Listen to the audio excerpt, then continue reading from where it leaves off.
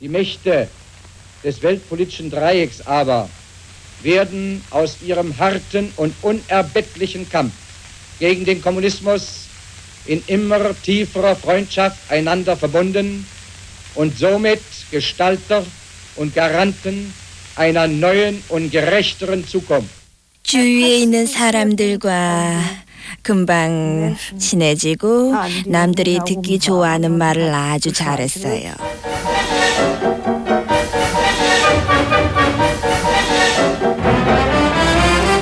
반면에 그를 인간적으로 좋아하는 사람은 아주 드물었어요. 쉽게 좋아할 수 없는 무언가가 있었어요.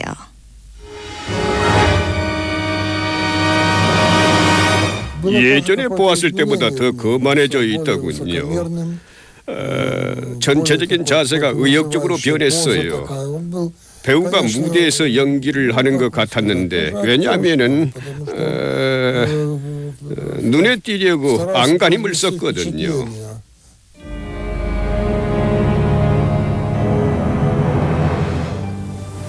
Ich bin dann im Jahre 1910 nach Kanada. Ursprünglich sollte ich in die deutschen Kolonien, aber dann ging ich nach Amerika. Ich wollte die Welt sehen. 새 세상에서 머무는 몇 년 동안 그는 이 다리의 건축을 도왔다. 그는 이제 겨우 17살의 여러 가능성을 지닌 이주자였다. 사람들이 모이는 곳마다 리벤트롭이 있었다. 카이저의 대원으로 일한다는 소문도 있었다. 아버지와 어머니는 그가 그동안 모든 정보를 노출한 스파이였다는 사실을 믿지 못하셨어요. 얼마나 인간성이 좋고 사람들에게 친절한 사람이었는데 스파이라니요. 그는 친구였어요. 친구가 사라졌다. 그를 위해 성대한 송별 파티를 열었다.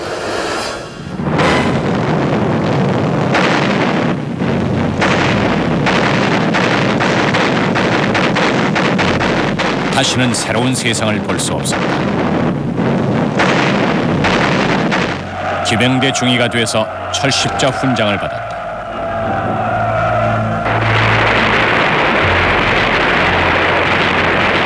참호 가까이에 오스트리아 출신의 다른 병사가 있었지만 아직 안면을 트진 않았다.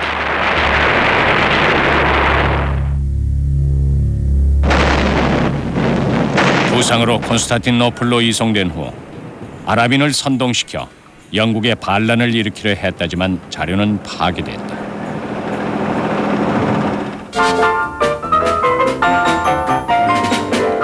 패전과 함께 평화가 깨지자 애국자는 좌절했다. 사업가로 되돌아온 그는 자신의 샴페인 회사에서 번 돈으로 파티를 열었다.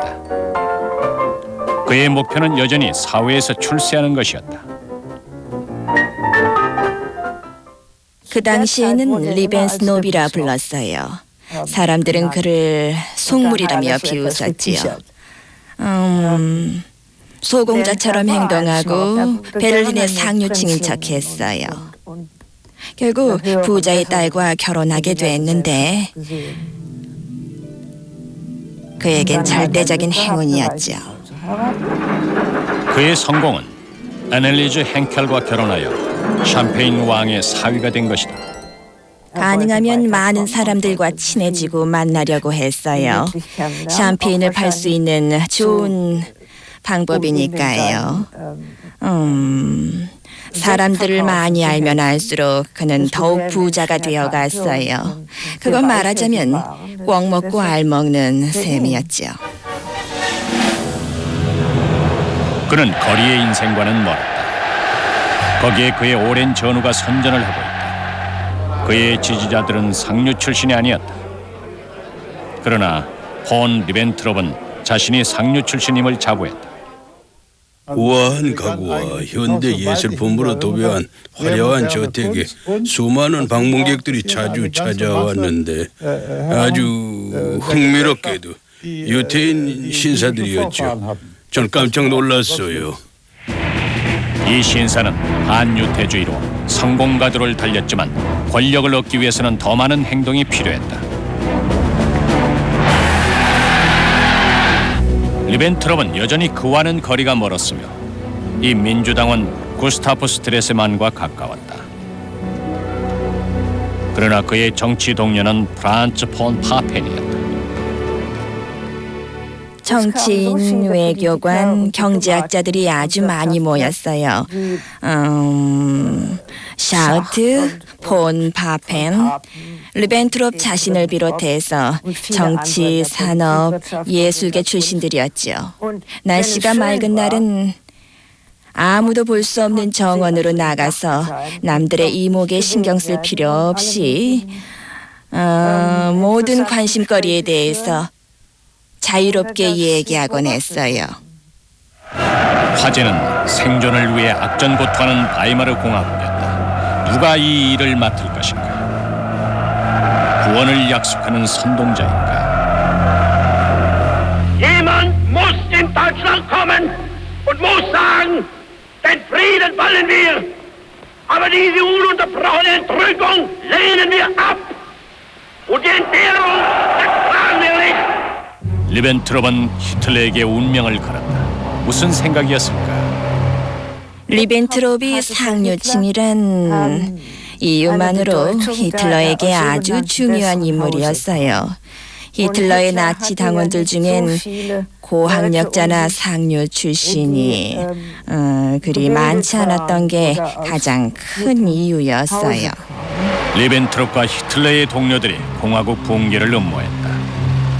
프라우 폰 리벤트롭은 1933년 1월 일기에 그 과정을 이렇게 적고 있다. 1월 22일 일요일 오후 10시 바흐렘에서 히틀러, 프릭, 괴링, 헤르너, 마이스너, 힌덴부르크의 아들 파펜 조아킴과 만나 히틀러를 총리로 밀자고 함. 1월 24일 화요일 프릭, 괴링, 파펜, 조아킴과 차를 마심. 지원 요청을 담당할 극우파 정치결사 창설 결정. 1월 27일 금요일 조아킴이 극우파 정치결사 설립이 시급함을 주장함. 히틀러가 파펜을 만나 마지막으로 토의함. 그 후 괴링과 장시간 동안 더 자세한 내용을 토의함.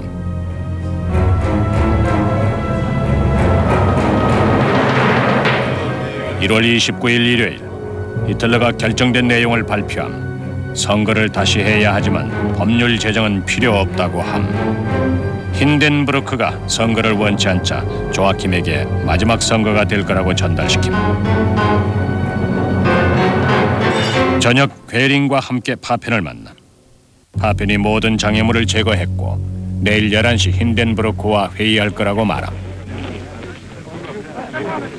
1월 30일 월요일 히틀러가 총리로 임명됨.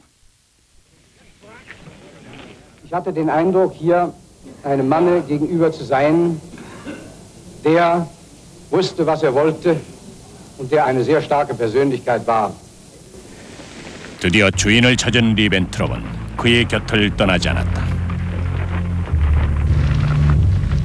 Da habe ich gehört, mit welcher ungeheuren Stärke, Kraft und Überzeugung er, wenn man will, auch Brutalität und Härte, er seine Meinung äußern konnte, wenn er glaubte, dass sich Widerstände auf dem Wege zeigten.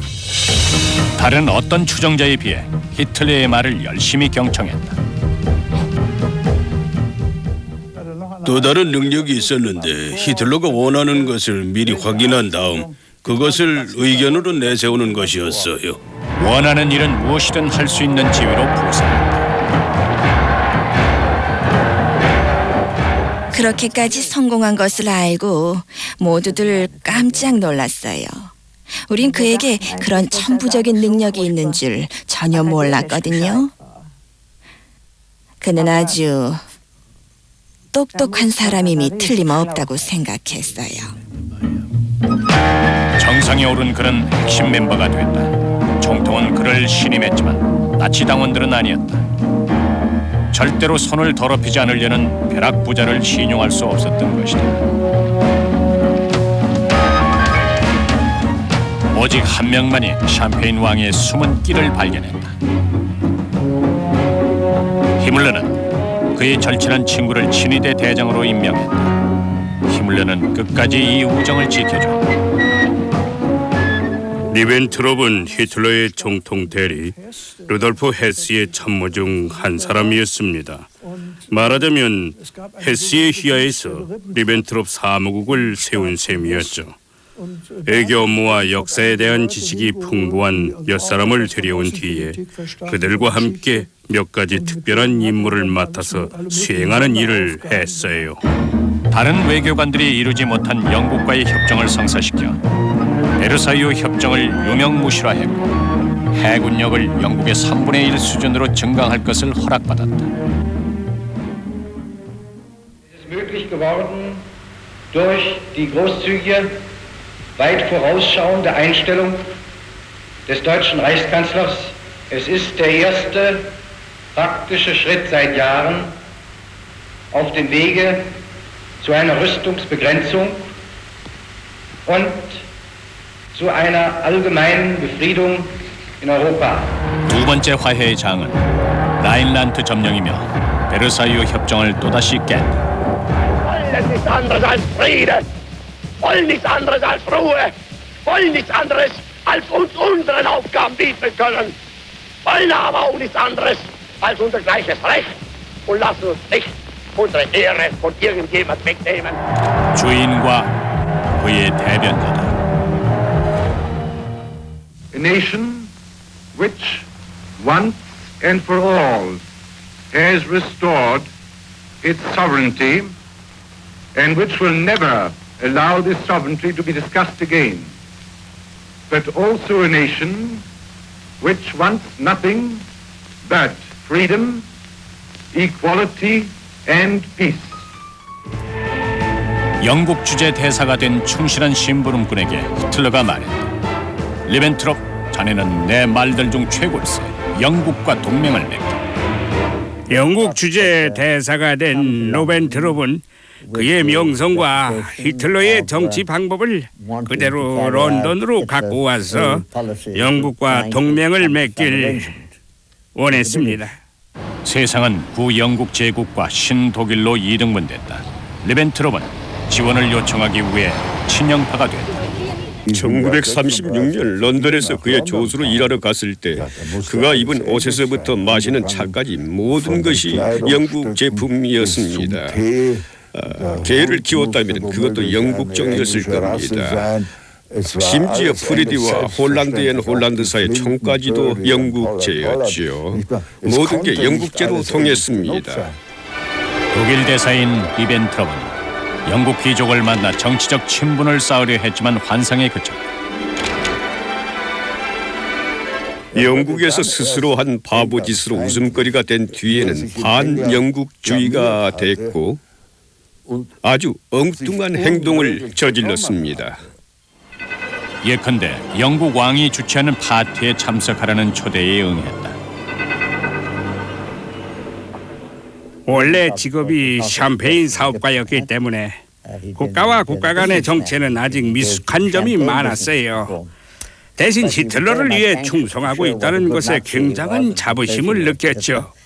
영국 왕에게 헌정이 담긴 편지를 전달하러 왔을 때는 히틀러에게 인사를 하듯 한 손을 높이 들어 올렸어요.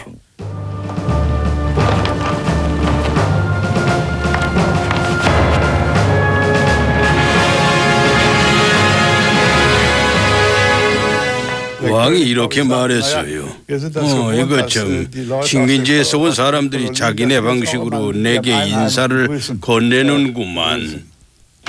리벤트롭을 아낀 히틀러는 실수를 용서했다. 리벤트롭의 적인 게벨스, 괴링, 헤스는 힘이 없었어요. 히틀러가 늘 나치 장교들에게 따돌림 당하는 리벤트롭의 편을 들었기 때문이었습니다. 독불 장군과 그의 두목은 끝까지 한 팀이었다. 그는 아주 영리했습니다. 게링이나 게벨스, 히물러가 사람들과 갬블링 같은 여러 게임을 즐기고 있을 때 자신은 히틀러 옆에서 묵묵히 그를 따라다녔어요. 조금씩 히틀러에게 인정을 받기 시작했고 세력을 넓혀갔습니다. 히틀러와 늘 연락하면서 그를 해치려는 자들을 위협하곤 했죠. 대사로서 어설픈 수준이었지만 그는 히틀러의 외교 정책을 계속 추진했다.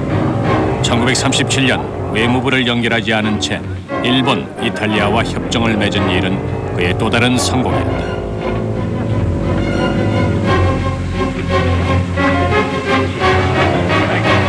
주인이 반볼셰비즘 동맹을 원했기 때문에 자신도 원했다.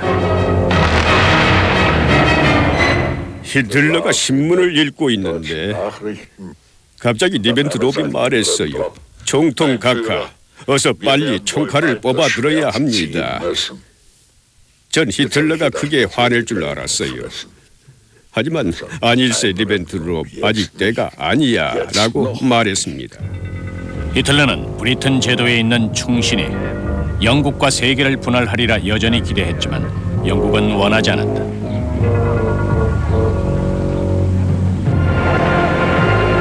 영국과 친구가 아니면 적이 되라라고 회짜 맞은 친형파 리벤트롭이 말했다.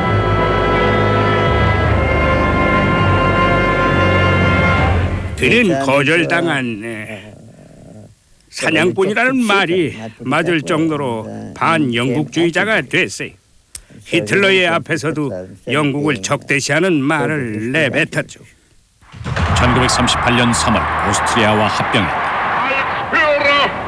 Und Panzer der deutschen Nation und des Reichs melde ich vor der deutschen Geschichte nunmehr den Eintritt meiner Heimat in das Deutsche Reich.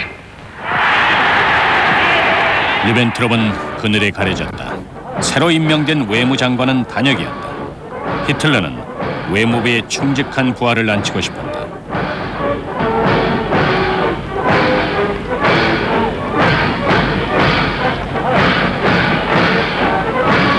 이제 무솔리니를 매수하는 일만 남았다. 두 남자에게 그 일은 그리 어렵지 않았다.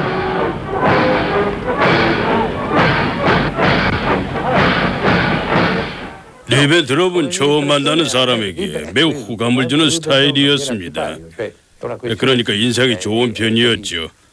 반면에 성격들은 좀 이해하기 어려운 면들이 있더군요. 따져보면 리벤트롭은 전형적인 외교관이었습니다. 친절한 말이지만 리벤트롭의 이탈리아 동료 카운치아노는 일기에 이렇게 적고 있다. 그의 머릿속에는 전쟁으로 가득 차 있다. 상대는 모르겠지만 3, 4년 후에 전쟁이 일어나길 바란다. 그것이 히틀러가 리벤트롭을 임명한 이유다. 히틀러는 내무부를 아주 나쁘게 평가했어요. 내무부의 직원들이 매우 약하고 믿을 수 없다고 생각하고 있던 겁니다. 그래서 외무부의 장관으로 한때 나치 당원이었던 리벤트롭을 앉혔어요. 침체된 내무부에 자신의 심부름을 해줄 리벤트롭을 심어놓음으로써 외교 정책에 새바람을 일으킨 것이었죠. 1938년 9월 유엔 영국 수상인 체인벌린과 리벤트롭은 수데텐란트 문제를 토의했다. 체인벌린이 히틀러에게 양보했다. 그러나 히틀러가 원하는 것은 체코슬로바키아 전체였다.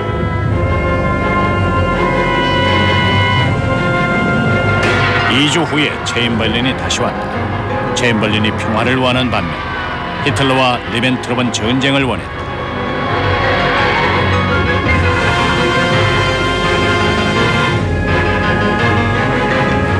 괴링이 무솔리니를 설득한 결과 전쟁은 연기됐다. 히틀러는 마지못해 협정에 동의했고 심부름꾼 또한 마찬가지다. 리벤트롭과 체인벌린이 강력하게 주장한 평화협정이 어쩔 수 없이 서명했다며 불평하자 히틀러가 말했습니다. 그따위 평화협정에 서명한 건 중요하지 않아. 한낱 종이쪽지에 불과하니까.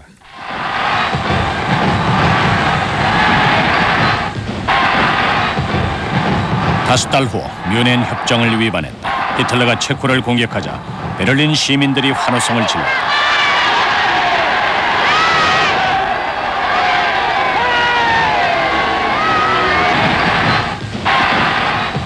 마지막으로 성공한 강탈 작전이었다. 영국이 히틀러에게 정면으로 맞섰다. 그러자 체인벌린도 더 이상 참지만은 않았어요. 그의 입장을 밝혔다. If an attempt were made to change the situation by force in such a way as to threaten Polish independence, why then that would inevitably start a general conflagration in which this country would be involved. 그는 히틀러를 도와줘야 한다는 걸 알았어요. 가장 먼저 할 일은 러시아가 영국과 프랑스와 동맹을 맺어서 히틀러의 다음 표적인 폴란드를 가로막지 못하게 하는 것이었습니다. 리벤트롭은 동맹을 방지하고 폴란드를 안심시키기 위해 바르샤바에서 1차 대전에서 전사한 병사의 기념비에 화환을 놓았다. 2차 대전 날짜는 이미 정해졌다.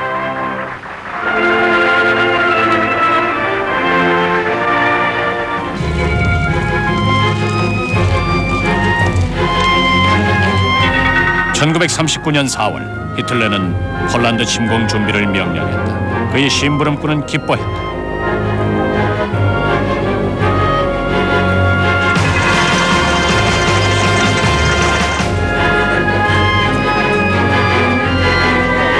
그들은 더 이상 전쟁을 부인하지 않았다.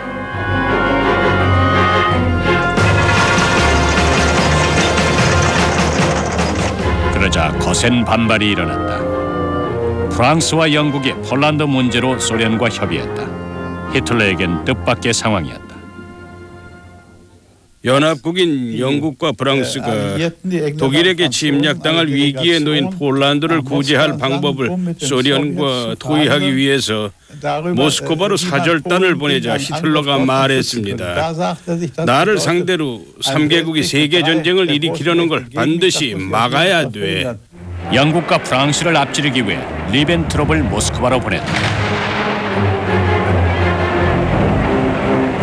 외무장관은 주저하지 않고 볼셰비키자와 악수했다. 정치가였지 이론가가 아니었다. 독일의 외교장관이 적국에 나타나다 이런 일이 일어날 줄을 누가 알았겠는가. 히틀러의 추종자가 최대의 적인 스탈린을 만나러 갔다. 리벤트롭이 모스크바로 갔다는 걸 알았을 때 우리는 그다지 중요한 일이 아닐 거라고 생각했어요. 소련과의 협상에서 별 소득이 없을 거라고 생각했어요. 경주가 시작됐다. 누가 소련 편이 될 것인가. 스탈린에게 땅을 줄 수 있는 리벤트롭이 좋은 패를 가졌다. 제3제국의 외무장관은 소련과 불가침 조약을 맺길 원했다.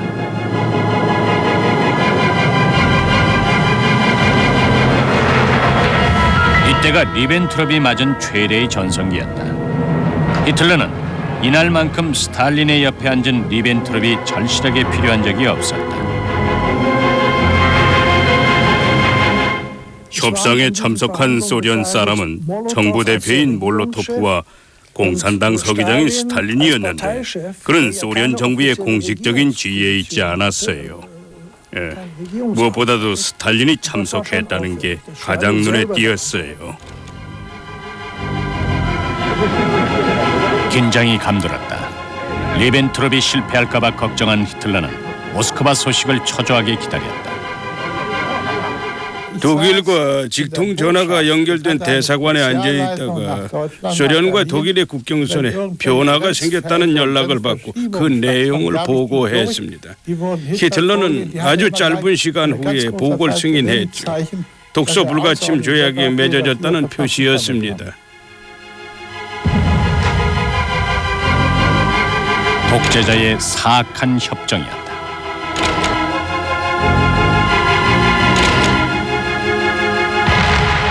히틀러의 명령으로 리벤트롭이 몇 가지 양보를 했습니다. 우리는 발트 제국에 관심이 없다. 특히 베사라비아에도 전혀 관심이 없다. 이에 협정이 성립한다. 이렇게 해서 독일 소련 간의 비밀 의정서가 만들어졌습니다.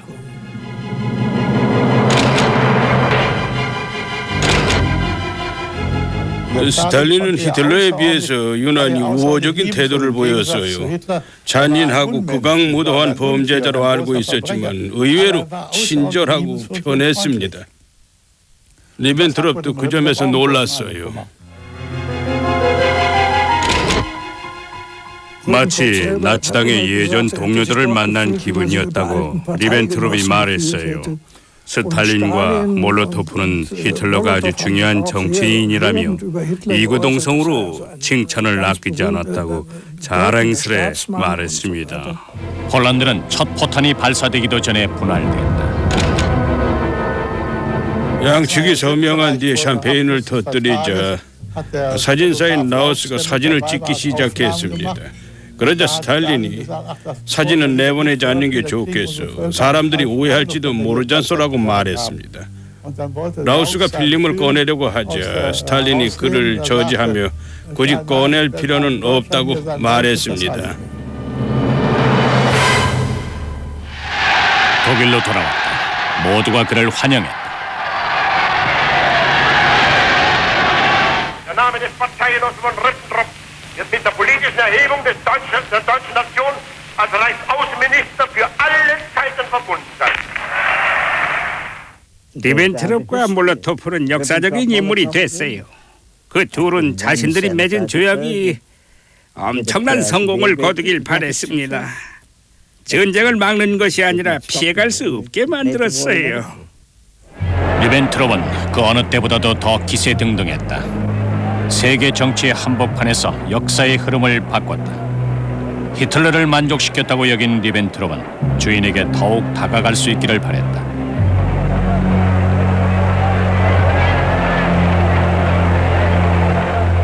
성공의 도취감도 잠시, 무솔리니가 전쟁을 거부했다.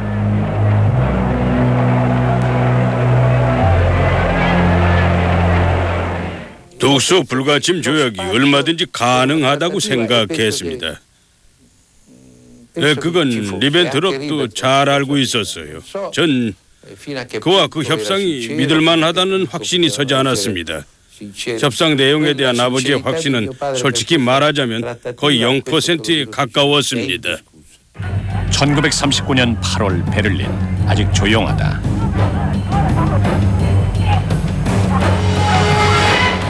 그러나 독일 군대는 이미 전시 체제에 들어간 상태였다. 리벤트롭은 물을 만난 물고기 같았어요. 반영국주의자인 그에게 드디어 복수를 할 기회가 왔으니까요. 우리는 그때 독일 군들이 폴란드 국경으로 이동한다는 걸 알았습니다. 이 두 남자는 도박을 준비했다. 영국이 모른 척하리라 생각했다.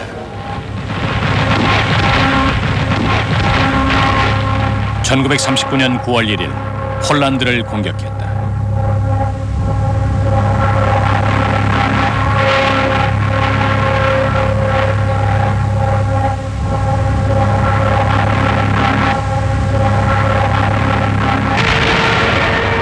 이틀 만에 영국과 프랑스가 독일에 선전포고를 했다.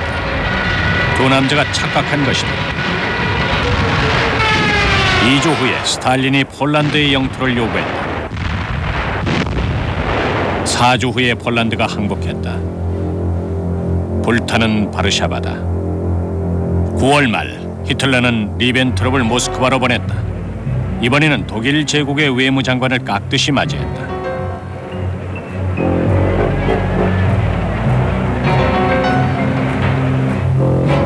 폴란드를 분할할 차례다.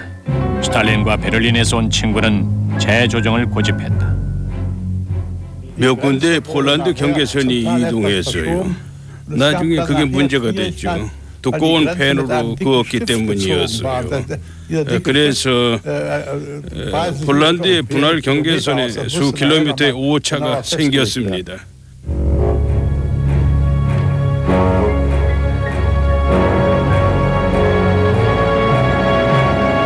이 사인을 끝으로 폴란드의 독립은 소멸됐다.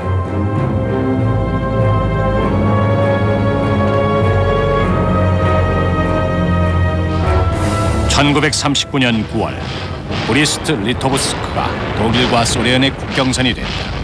군사 행진으로 새 이후 사천을 맞아들였다.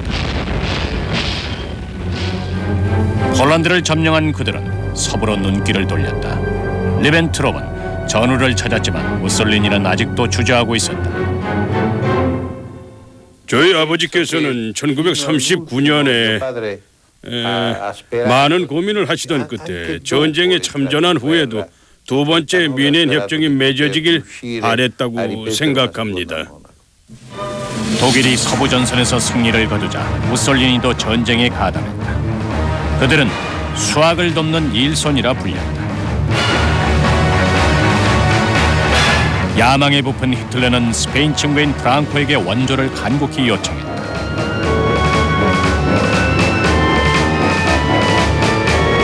스페인의 시민 전쟁을 도와주었음에도 불구하고 거절당했다. 엘 카우디오는 그렇게 등을 돌렸다.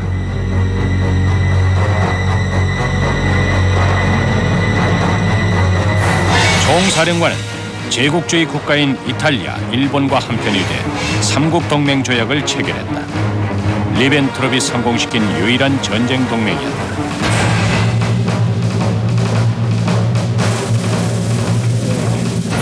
(1940년 11월) 몰로토프 외무장관이 독일 청사를 찾았다. 오래전 히틀러는 원대한 야망인 동부로의 생활권 확장을 위해 소련을 침공하라는 명령을 내렸다. 리벤트롭은 이참에 모스크바와의 동맹을 회수하고 싶었다.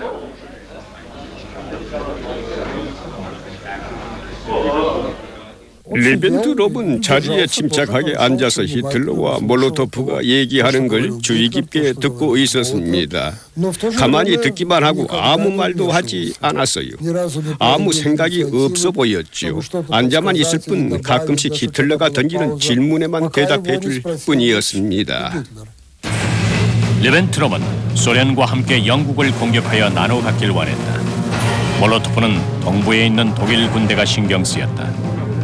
세계를 분할하려는 리벤트롭의 야심은 그렇게 중단됐다. 리벤트롭은 곧 영국을 공격해서 손에 넣을 거라고 얘기했습니다. 하지만 우린 건물의 바로 옆에서 폭탄이 터지는 소리를 들을 수 있었습니다.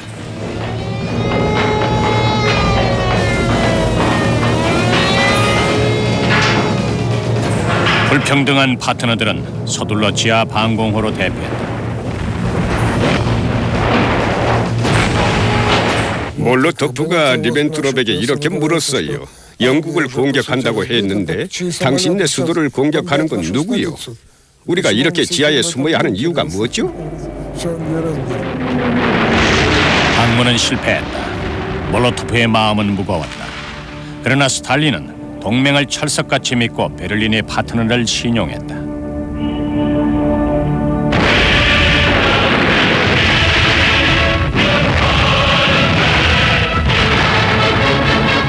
(1941년 6월 22일) 바바로사 작전을 앞세우고 소련을 공격했다. 독일의 십자군 부대가 섬멸전을 선포했다.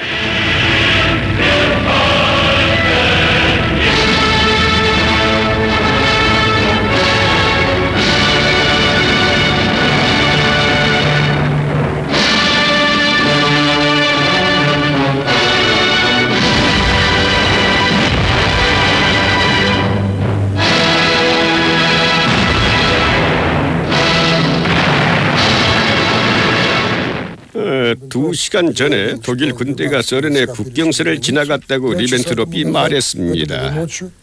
베를린 시간으로 새벽 3시였고 모스크바 시간으로는 새벽 5시 정도였어요. 새벽 3시에 국경을 넘었습니다.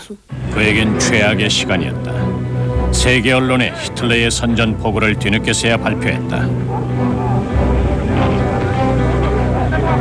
그가 할 말은 소련에 대한 선전포고였다. 리벤트롭을 따라갔어요. 정확하게 말하면 리벤트롭이 절 뒤쫓아왔지요. 그는 제게 자신은 이 전쟁을 반대했다고 소련에 알려달라며 속삭였어요. 이 전쟁이 독일에게 재앙을 갖다 줄 거라면서요. 전쟁을 시작하지 말라고 히틀러를 설득했지만은 소용이 없었다고 했어요. 그리고 떠났어요. 장관은 실패했다. 이제 군대가 정권을 장악하고 외교 정책은 유명무실한 상태였다. 리벤트롭은 히틀러처럼 찬란한 훈장으로 장식한 특별 열차를 타고 여러 곳을 돌아다녔다. 누구도 리벤트롭의 동행을 신경 쓰거나 말리지 않았다. 임무가 없는 장관은 군대의 중추가 된 히틀러 옆에서 전시 동안 새 일거리를 찾아 헤맸다. 전쟁 동안 리벤트롭은 제3국의 총리와 점령 지역을 놓고 치열한 싸움을 벌였어요. 로젠베르그 우크라이나의 구호를 정책대로 하지 않아서 리벤트롭은 싫든 좋든 간에 소련에서 일어나는 일을 기록해야 했습니다. 심부름꾼은 자신을 유일하게 보호해 줄 수 있는 주인과 끊임없이 접촉했다. 늘 총통사령부에서 히틀러의 곁에 있었어요. 웨스트팔렌이라는 전용 기차를 갖고 있어서 언제든 히틀러에게 가서 그를 만날 수 있었으니까요.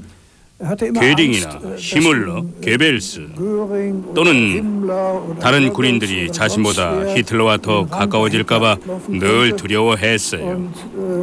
그의 권력이 위협을 받는 상황이었습니다. 개인적인 부는 위협을 받지 않았다. 오데르 브루흐의 부동산을 산 뒤 폰 리벤트롭과의 정착지로 삼았다. 새로운 독일 귀족 가문의 별장에서 전쟁의 불씨를 당긴 장본인은 전원 생활을 즐겼다.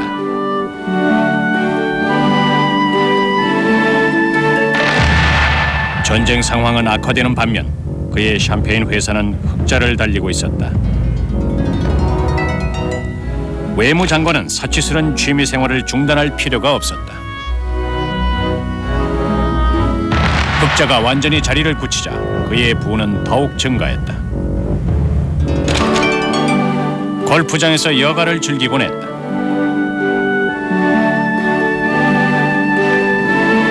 그의 이탈리아 동료처럼 폭리를 취하는 법을 잘 알았다. 여러 부동산 중 오스트리아의 포실상이다. 힘든 시기임에도 이곳에서 멋진 경치를 조망했다. 원래 주인을 희생시켰다. Herr von Ribbentrop machte meinem Mann ein Kaufangebot. Aber wir wollten unser Schloss nicht verkaufen und mein Mann lehnte höflich ab. Bald darauf wurde er verhaftet und in ein Konzentrationslager gebracht. Nach einigen Wochen wurde mir eine Urne mit seiner Asche zugesandt. 별일 아니었다. 장관에게 유일하게 중요한 문제는 총통의 총애였다. 히틀러가 자기 얘기에 집중하지 않으면 즉시 그에게 의견을 물어보았습니다. 후에 자신이 히틀러에게 충고한 유일한 사람이라 했지만 히틀러는 귀담아 듣지 않았다. 히틀러가 원하는 것은 뭐든지 했어요. 히틀러와 최대한 좋은 관계를 유지하고 싶어 했죠. 그걸 제일 원했어요. 전시에도 주인에게 꼭 필요한 부하임을 증명하고 싶었다. 그는 헌신적인 나치스였고 유태인 추방에 대해서도 알고 있었습니다. 친위대 장군 리벤트롭은 상황 파악이 덜 된 상태에서 거들겠다며 부하에게 유럽 국가의 유태인을 추방하라는 지시를 내렸다. 대학살을 위한 심부름꾼이 된 것이다.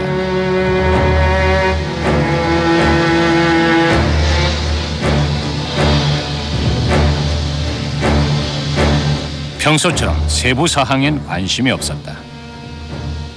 분명히 무언가 알고 있었지만 자세한 내용에 대해선 관심을 두지 않았어요. 그게 그의 방식이었죠. 자잘한 내용에 신경 쓰는 걸 좋아하지 않았어요. 굵직한 정치만 좋아했으니까요.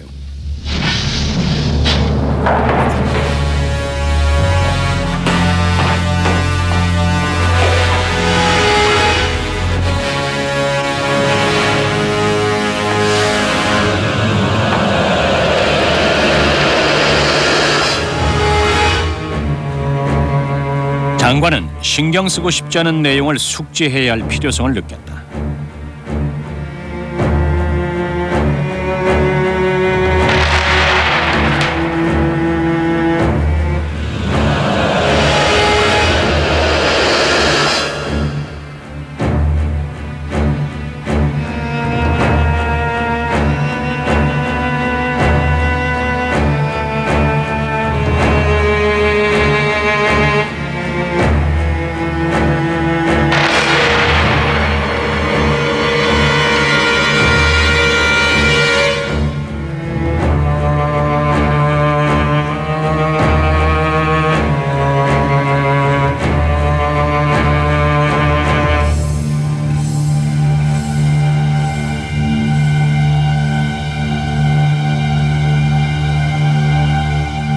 친위대장 히물러는 불쌍한 유태인을 사용시키는 일이 인류를 위해 봉사하는 것이라고 확신하고 있었습니다. 리벤트롭도 비슷한 생각을 했어요. 권력의 이동에 촉각을 세웠다. 히물러가 오랫동안 자신의 권력에 영향을 미친 일은 서로 간에 합의된 사항이었다. 오만한 그를 방어해줄 사람은 히틀러 외에는 히물러뿐이었다. 그 다음은 재산이었다. 어느 날 리벤트롭이 자신의 와인 창고에서 와인을 모조리 꺼낸 뒤 오데르 전선으로 보내버렸어요. 이른 아침에 리벤트롭이 가정부에게 이렇게 말했어요. 소련군이 오데르에 진격했어.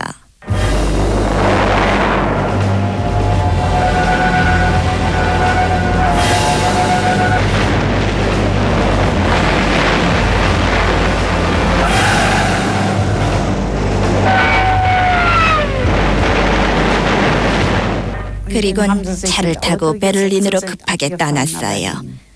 4월 18일이었죠. 리벤트롭은 5월 중순 함부르크에서 잡혔다.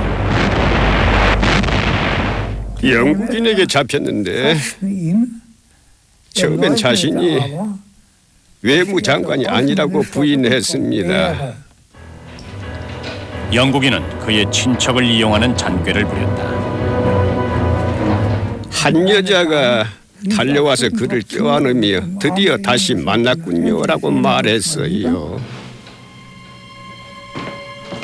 그러자 그를 체포해 갔습니다.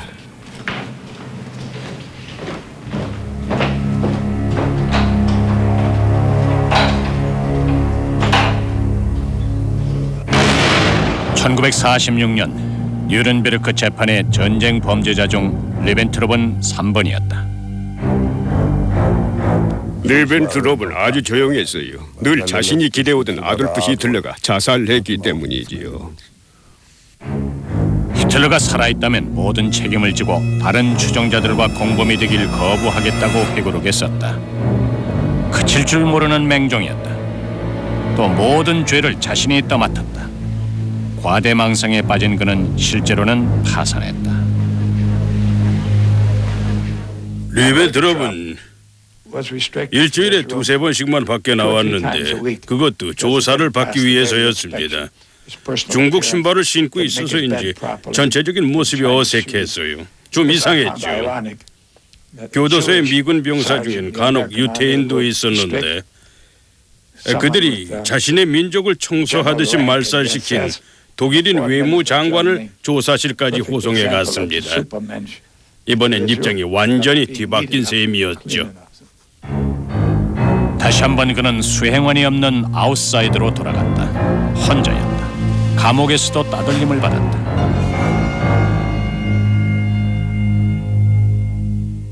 리벤트롭은 늘 동료들한테 따돌림을 받았어요. 사장의 딸과 결혼했기 때문에 그럴 수밖에 없었죠. 오직 출세와 성공을 이루기 위해서 사장의 딸과 결혼했기 때문이었어요. 후회하는 기색이 없었다. 죄책감도 느끼지 않았으며 이해심도 없었다.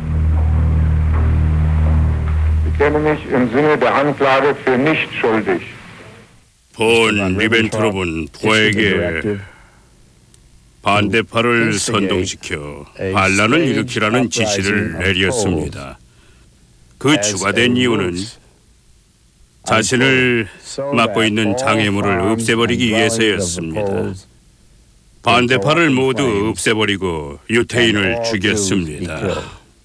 Was wir beabsichtigten, war, unsere elementarsten Daseinsbedingungen wahrzunehmen, genauso wie England seine Interessen wahrgenommen hat, sich ein Fünftel der Welt untertan zu machen, wie die USA einen ganzen Kontinent und Russland die größte Binnenländermasse der Erde unter ihre Hegemonie brachten. 강도, 강탈, 대량 학살은 단지 정치 활동이었다. 무솔리니를 끌어들여서 이탈리아의 유태인을 추방하거나 집단 수용소에 보내도록 했습니다. 이 항목에 대해 니른베르크 법정에서는 반인류 범죄라고 판단을 내렸습니다. 뉴른베르크 법정은 리벤트롭에게 전범죄로 유죄를 판명하고 사형 선고를 내렸다. 선고를 듣고서도 전혀 놀라지 않았어요.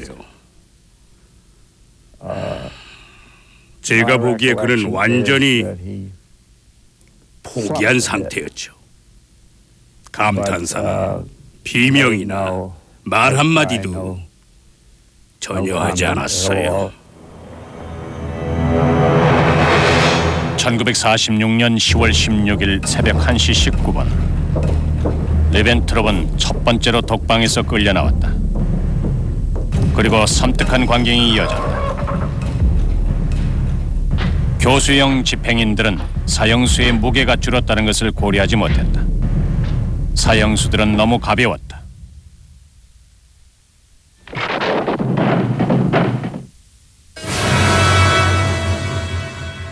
그의 목표가 부러지지 않았다는 걸 알았죠. 그래서 밧줄을 잡고 뛰어내려 제 체중을 실어주었습니다. 동시에 오른쪽으로 밧줄을 힘차게 당겨주었죠. 그렇게 마쳤어요.